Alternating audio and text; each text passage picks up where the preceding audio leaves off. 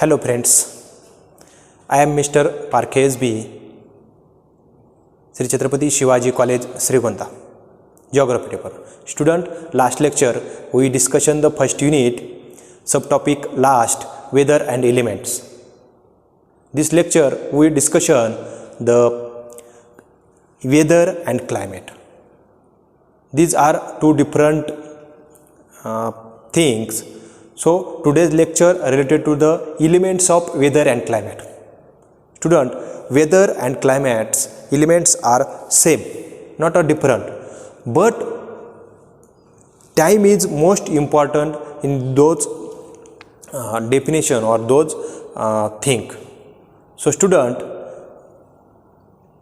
विद्यार्थी मित्रांनो, मागील लेक्चरला आपण हवा आणि हवामान, वेदर अँड क्लायमेट याच्यामधला फरक अभ्यासला.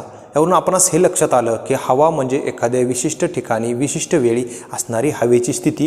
याचा जो अभ्यास केला जातो त्याला हवा असं म्हटलं जातं. तर हवामान म्हणजे एखाद्या ठिकाणी असणाऱ्या हवेच्या स्थितीचा वर्षानुवर्ष काही दशकं अभ्यास केला जातो. कमीत कमी साधारणतः 20 ते 30 वर्षाचा अभ्यास केला जातो आणि त्यावरून जे अंदाज बांधले जातात हवेच्या स्थितीच्या संदर्भातले, याला हवामान असं म्हटलं जातं.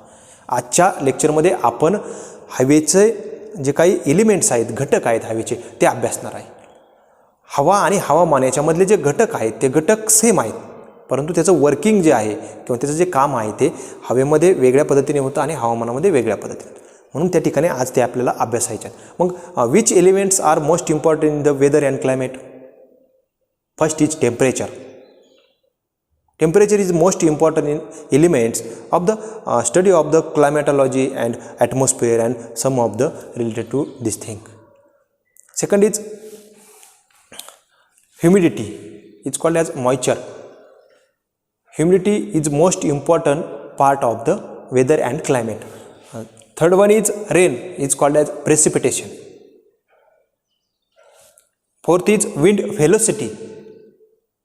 How the speed of wind, which direction winds come in this region or particular place.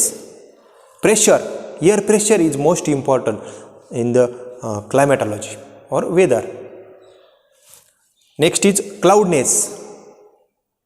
म्हणजे हवेचा अभ्यास करत असताना ही जी काही हवेचे मूलभूत अंगे आहेत किंवा हवेचे प्रमुख जे घटक आहेत, एलिमेंट्स हवेमध्ये आढळतात किंवा वातावरणामध्ये किंवा क्लायमेटचा अभ्यास करण्यानंतर हे जे घटक आहेत हे घटक अत्यंत महत्त्वाचे. मग ते हवेचा दाब असेल, तापमान असेल, पर्जन्य असेल, आर्द्रता असेल, त्या ठिकाणी असणारे ढग असतील, त्यांची असणारी स्थिती असेल, प्रकाश असेल, या सगळ्या गोष्टींचा समावेश हा वेदर आणि क्लायमेटच्या एलिमेंट्समध्ये केला जातो. मग काही टर्म्स आहेत ते आपण या ठिकाणी अभ्यासू.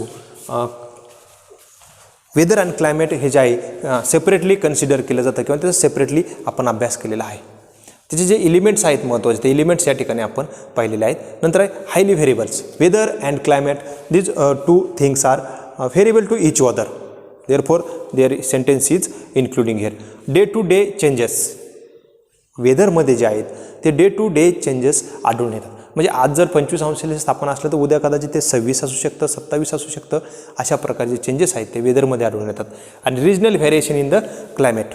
पण क्लायमेटचा ज्यावेळेस आपण अभ्यास करतो त्या पर्टिक्युलर रिजनला 20-30 वर्षामधलं सरासरी तापमान काढलं जातं. मग ते 30 वर्षामधलं सरासरी तापमान ते 23.5° असू शकतं किंवा जे असेल ते त्या ठिकाणी ते आढळून येतं.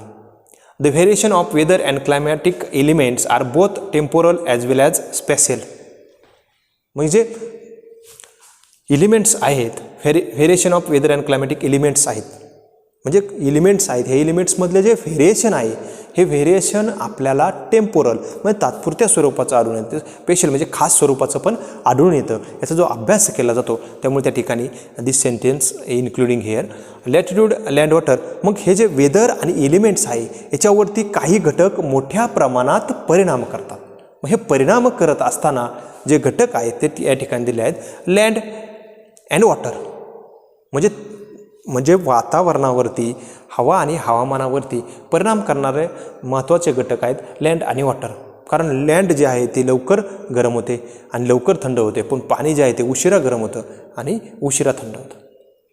मग हाय प्रेशर आणि लो प्रेशरची याचा कोरिलेशन असल्यामुळं हा त्या ठिकाणी क्लायमेट आणि वेदरला परिणाम करणारा, कंट्रोल करणारा ही एक फॅक्टर आहे. दुसरा आहे लॅटिट्यूड. मी मागाशीच लास्ट लेक्चरला सांगितलं होतं की विषुवतीय प्रदेशापासून तुम्ही तर जसं दूर जाता तसं तापमान कमी कमी होत जातं आणि ते तापमान कमी झाल्यामुळे त्या ठिकाणच्या क्लायमॅटिक परिस्थितीवरती पण परिणाम आढळून येतो किंवा परिणाम होतो. हाय प्रेशर आणि लो प्रेशर.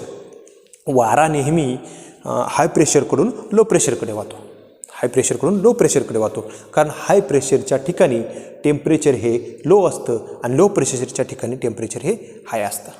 वारा नेहमी हाय प्रेशरकडून लो प्रेशरकडे वाहतो, कारण जास्त हवा नेहमी जास्त भाराच्या प्रदेशाकडून कमी भाराच्या प्रदेशाकडे वाहते. Wind and air masses.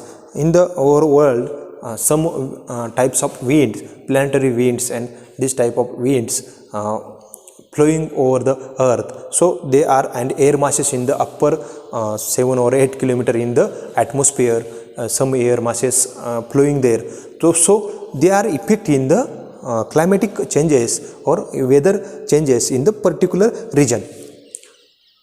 Ocean currents. In the overall the earth, some oceans, so these ocean current passing through of the bottom of the ocean or underground of the ocean, so they are effect in the climatic changes.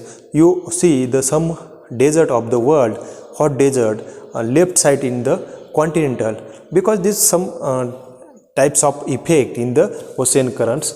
Mountain barriers. In the overall the world, some highly mountain observed. This mountain effect to the wind velocity and wind speed or block the wind, so they are effect in the weather and climate in the overall the earth. Student, today's lecture related to the elements of weather and climate. So this topic is end here. So first unit is end to today. So this unit we study some subtopics: atmospheric introduction and atmosphere definition and evaluation, then composition of the atmosphere, structure of the atmosphere, and weather and elements of the atmosphere.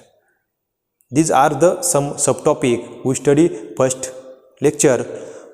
Next few days we conduct unit test first, and some question ask you in Google form, and you give this question answer and submit the test. I will give some instruction in the Google class and WhatsApp group of FYBSc class. So we study the all unit. First unit atmosphere, paper second. We prepare the first unit because some days after we conduct the first unit test. Thank you, student.